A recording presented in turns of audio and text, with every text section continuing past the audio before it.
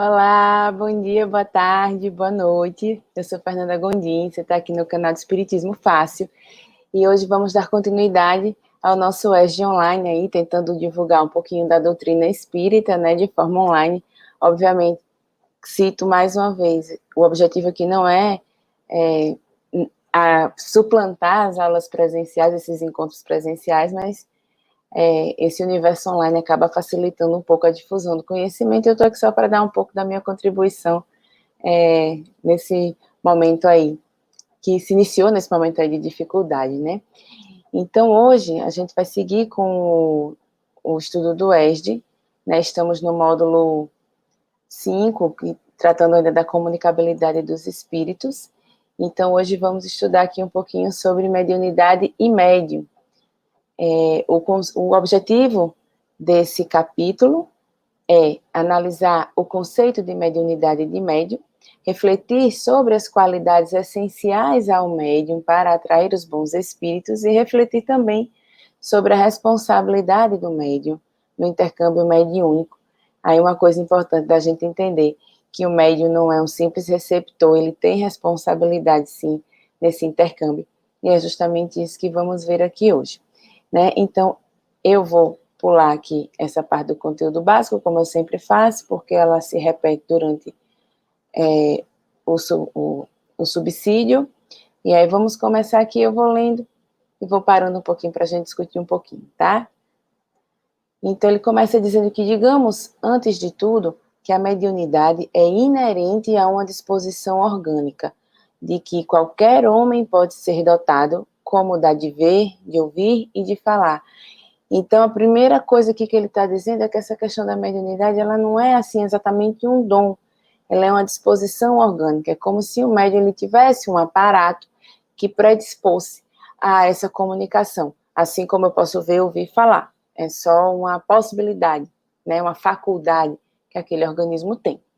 Ora, nenhuma há de que o homem, por efeito do seu livre-arbítrio, não possa abusar. E se Deus não houvesse concedido, por exemplo, a palavra senão aos incapazes de proferirem coisas mais, maior seria o número dos mudos do que dos que falam. Deus outorgou faculdades ao homem e lhe dá a liberdade de usá-las, mas não deixa de punir o que delas abusa. Então, ele está colocando aqui essa faculdade mediúnica como uma de tantas outras faculdades que nós temos, e que, assim como tantas outras coisas, a gente pode fazer bom uso ou mau uso. A faculdade em si, ela é neutra, né? Como os bens materiais, como tudo, ao nosso redor ele é neutro. Mas o uso que fazemos é exatamente onde está a diferença, né? Que vai tornar isso bom ou ruim. Se só aos mais dignos fosse concedida a faculdade de comunicar com os espíritos, quem ousaria pretendê-la? Onde, ademais, o limite entre a dignidade e a indignidade. A mediunidade é conferida sem distinção, a fim de que os espíritos possam trazer luz a todas as camadas, a todas as classes da sociedade, ao pobre como ao rico, aos retos, para os fortificar no bem, aos viciosos, para os corrigir. Então, não existe distinção de credo, raça, cor, nada. Ela está aí para distribuir luz para todas as camadas. E com esses dois objetivos, né? Aos retos, para mantê-los no bem, né? Para fortificar o bem, e para os viciosos, né, os mais imperfeitos, digamos assim, para corrigir essas imperfeições. E ele ainda faz essa reflexão. Não são estes últimos os doentes que necessitam de médico, que Jesus falou, né?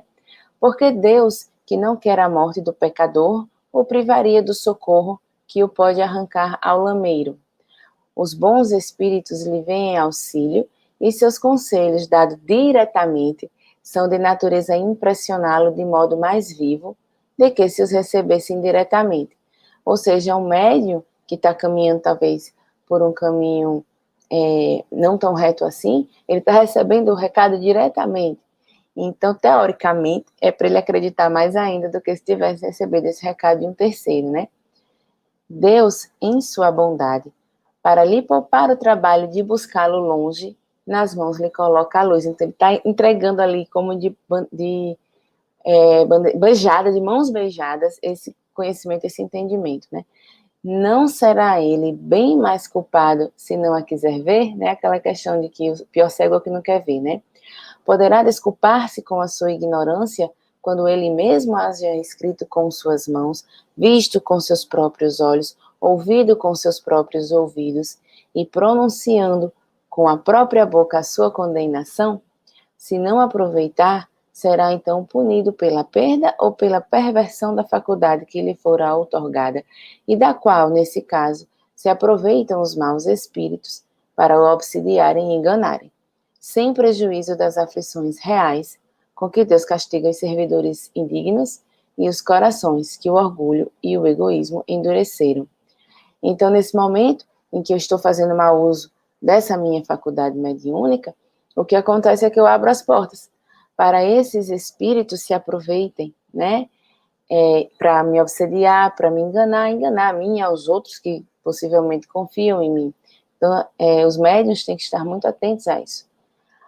E aí vem, né, que ele explica que a mediunidade não implica necessariamente relações habituais com os espíritos superiores, né? É relação com todos os espíritos. É apenas uma aptidão para servir de instrumento mais ou menos dúctil aos espíritos em geral. Então, a mediunidade é só esse instrumento, é só essa aptidão para servir de instrumento. E aí eu posso ser mais útil ou menos útil a todos os espíritos em geral, dependendo do uso que eu faço dessa faculdade. Segundo Emmanuel, a mediunidade é aquela luz que seria derramada sobre toda a carne e prometida pelo Divino Mestre aos tempos do Consolador, atualmente em curso na Terra, né? O nosso Espiritismo, o nosso Consolador prometido.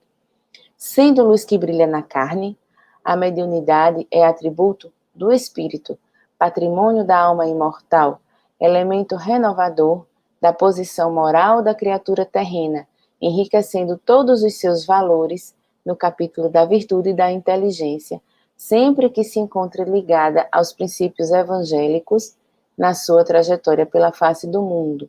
Então, é a questão da mediunidade com Jesus, né, de trilhar esse caminho da mediunidade com Jesus, que aí ela realmente vai ser esse elemento renovador da posição moral da criatura na Terra, quando andamos de mãos dadas com Jesus, né?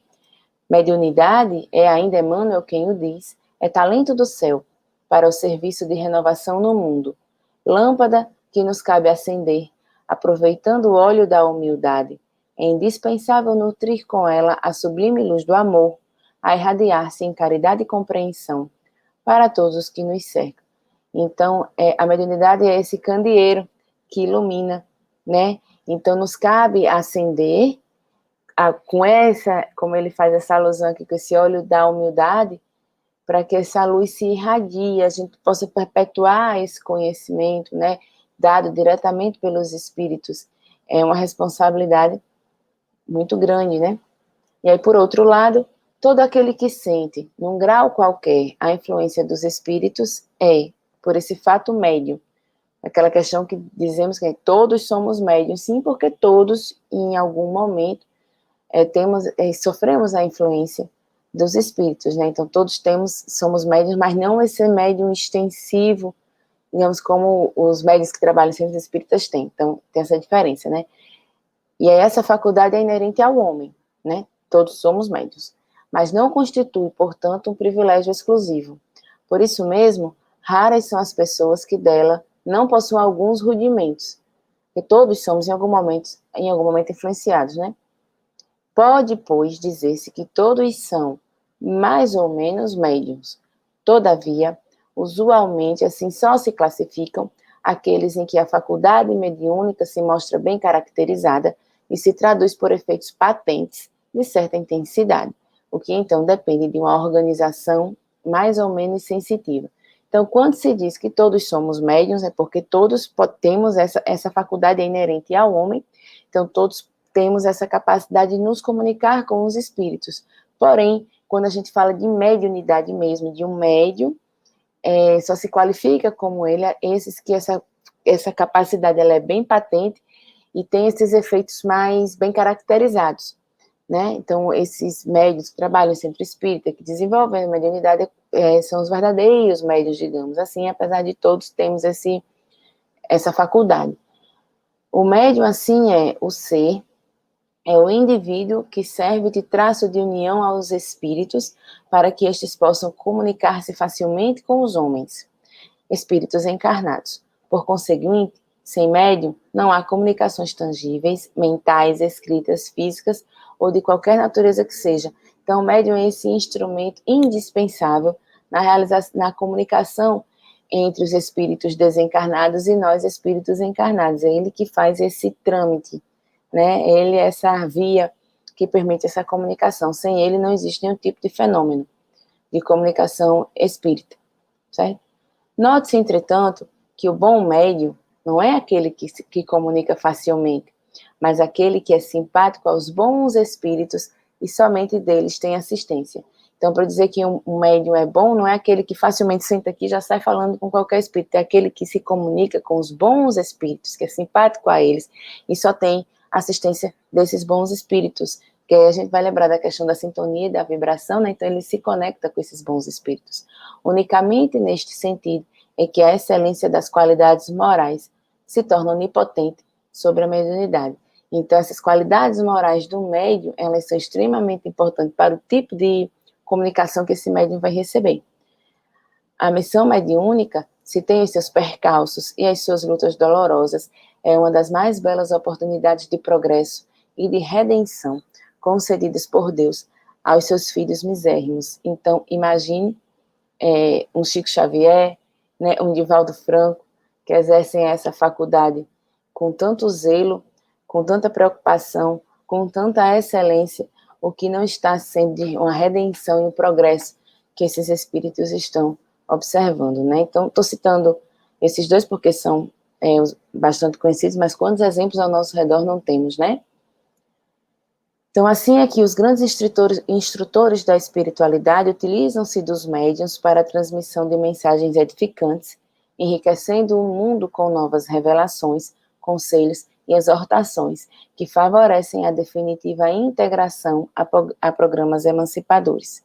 Tudo isso pode o mediunismo conseguir se o pensamento de Nosso Senhor, repleto de fraternidade e sabedoria, for a bússola de todas as realizações.